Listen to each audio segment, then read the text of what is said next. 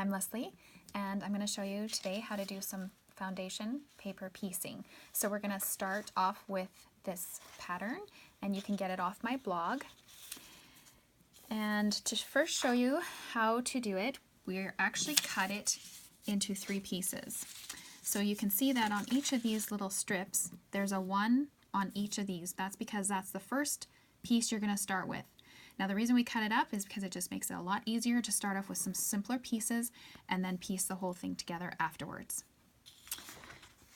So we're first going to start with this top one, and you need to decide on your fabrics.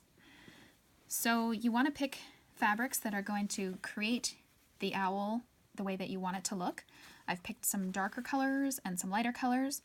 I like working with batiks the best because foundation paper piecing can be a little tricky, and if you have batiks, it doesn't really matter what side you end up stitching and nobody would even notice.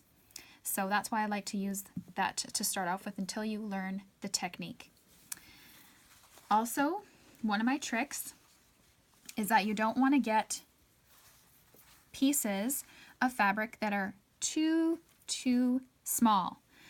So you want to start off with something that's going to be bigger than the area that you have to work with. So say this number 5, I wanted to use this piece, that would work out perfectly. So I would probably trim it just a little bit longer, and then it would fit in that space.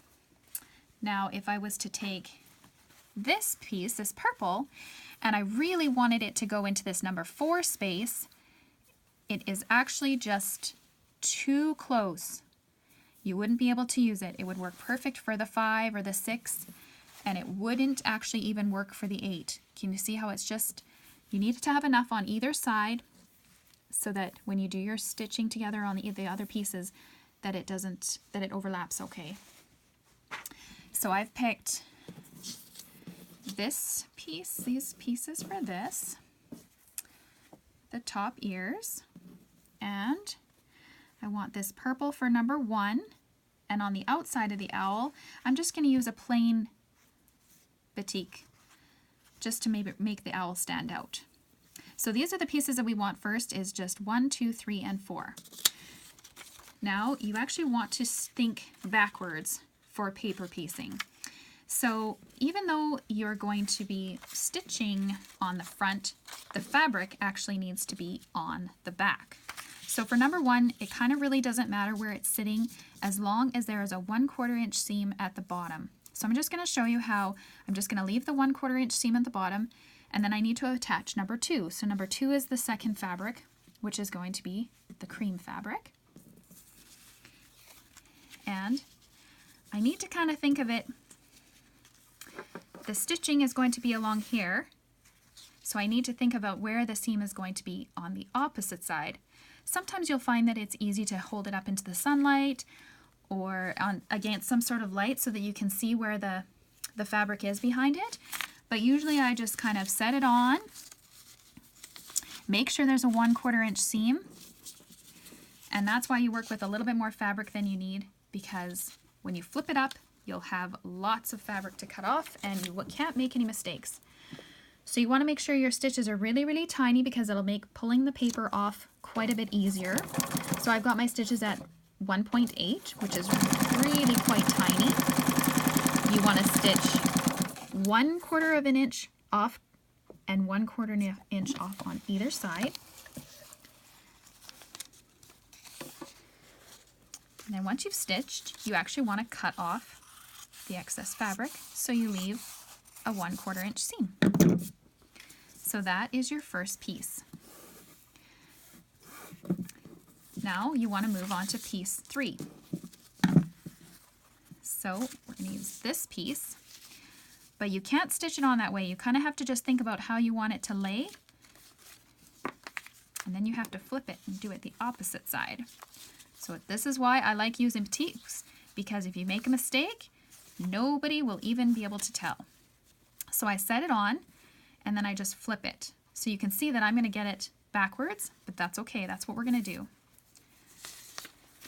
And then we just do a quick little check and see where it matches up underneath here. See, we got a good 1/4 inch seam. going to stitch along the 3 line. So 1/4 inch here, 1/4 inch extra over here. Flip it and cut your excess.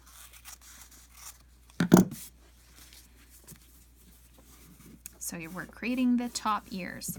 Then we want to do the other ear. So same thing. See, I kind of do a little bit of a check, make sure it's going to work.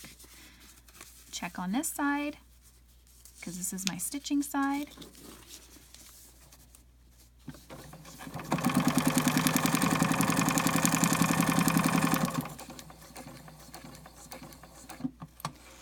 Now, because we've cut the pieces apart and we have 3 separate pieces, this is all we're going to do for the first top piece. We're going to go and press this, and that's all we do for the top, because as you can see, there's number 11 and number 12, and they're at the very end. So once we have these 3 sewn together, we will sew on 11 and we'll sew on 12, and it'll create the ending of the completed owl. So I've got my other pieces finished here to show. This is the bottom of the owl, this is the eyes, and then the top. So what we want to do is we want to match up our seams. So I'm going to show it like this. We flip it over, flip this over, and we want to match up our seams. So this part is going to be just a little bit tricky. We want to make sure that these little seams under here are matching up with the seams here. So it does become a little bit tricky. The easiest way is to line up your sides. So see how I've got my 2 sides here? And on this side. So that should match them up perfectly if you've got them started on the sides. And then you stitch right along the very edge of your paper. And this will be joining the bottom with the eyeball section.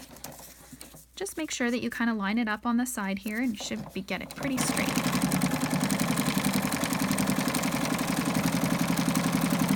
It's okay if it stitches in the paper just slightly.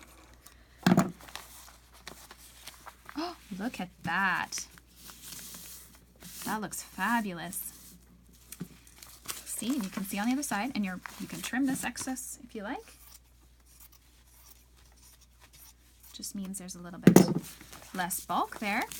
And then you want to do the same for the next. So we're going to match up our top.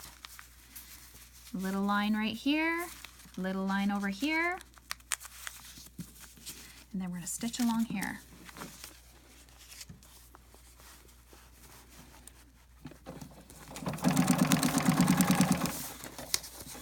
And just keep checking as you go so that the fabric isn't moving. It's okay if it stitches just slightly into the paper.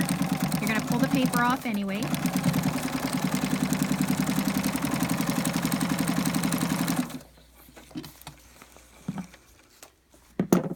Okay, so we're going to cut off the extra here. And then we're going to flip it up. Look at that, we've got those eyeballs there. So now this is where we want to do those last 2 pieces, 11 and 12. So we want to take our edge pieces, which are this cream color. So you can see that the cream is going to be all around the owl, making the owl stand out. So I'm going to just kind of line it up here.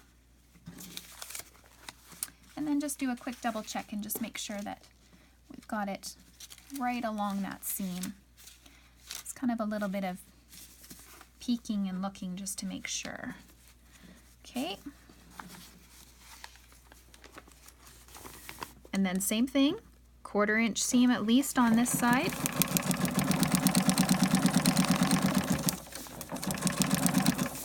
And just double check and make sure that that's still lined up, hasn't moved.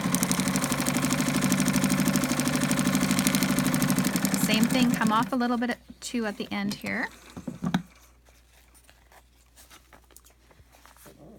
Now, I'm going to just trim a little bit of this. back.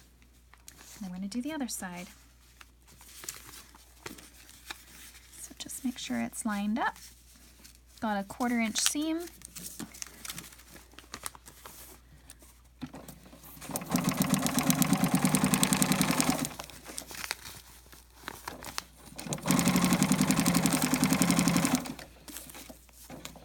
At this point, make sure that your seams are going both the same way too, so that you're not flipping one seam the opposite direction.